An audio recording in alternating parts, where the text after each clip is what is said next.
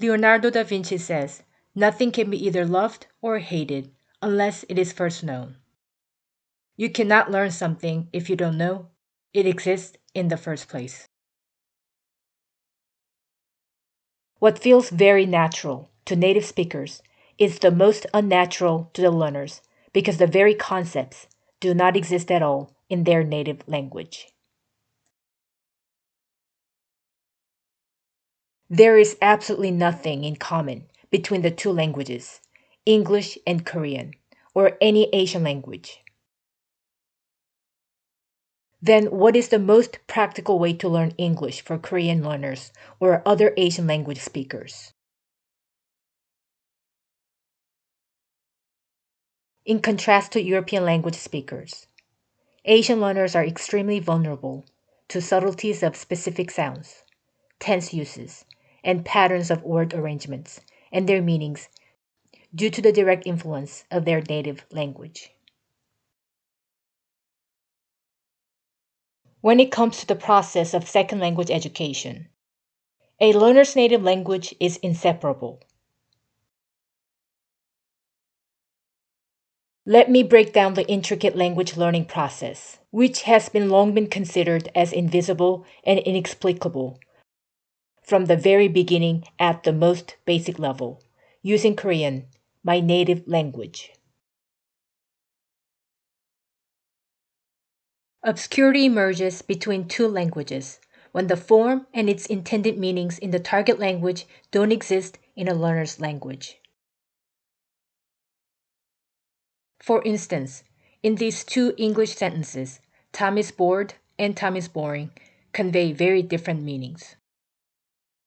However, whether a Korean speaker intends to express that Tom feels bored or Tom makes another person feel bored, only a single and identical intransitive verb is used undifferentiated in the Korean language.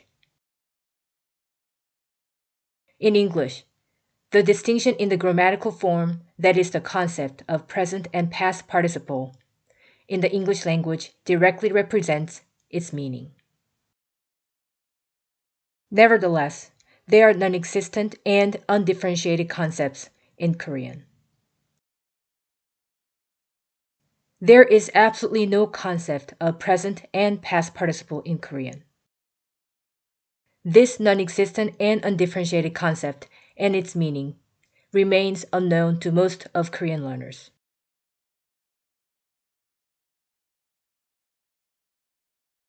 Did you also know that there are only about 23 postpositions and particles combined in the Korean language?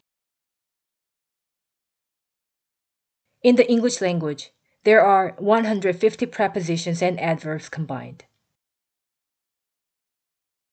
For example, these three basic English prepositions, at, in, and on, have very specific functions and distinctions depending on time, location, direction, and so on, as in at night, in the dark, on the radio. Nevertheless, in Korean, the prepositions at, in, and on are undifferentiated. Only a single Korean postposition, 에에서, is replaced regardless of the different functions. What's even more perplexing is that expressions such as at best, break out in a cold sweat, on demand, do not involve any postpositions when translated into Korean, causing the most extreme grammatical and semantic obscurities. This English word straight is one syllable word because of the single long vowel A sound, A, with the stress in the very beginning of the word.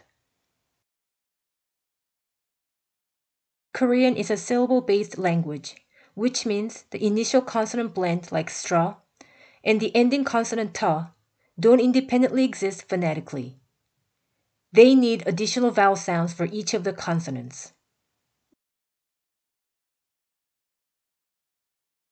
Korean speakers read the word straight as s, t, re, i, t with 5 syllables. 5 completely different vowel sounds such as u, e, I, u. There's no stress placed on any of the syllables because the Korean language has no concept of word stress. The long English vowel A sound alone is two separate vowels, e and I in Korean.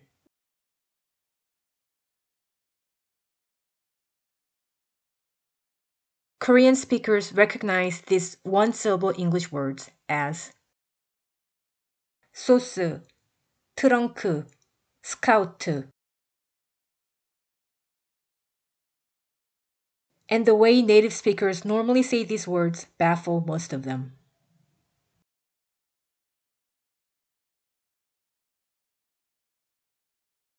Both educators and learners entirely overlook the fact that the Korean and English language have entirely different sets of vowel sounds, which also shape the concept of syllable.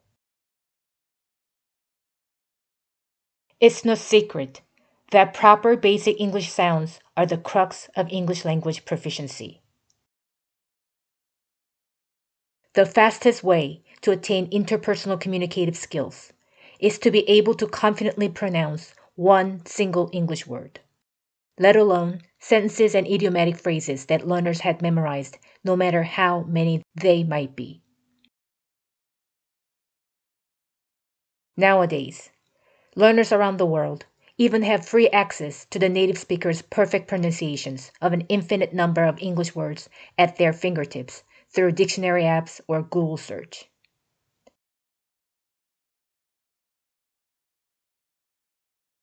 There is no rational justification for rigorous memorization of the sounds of individual English words.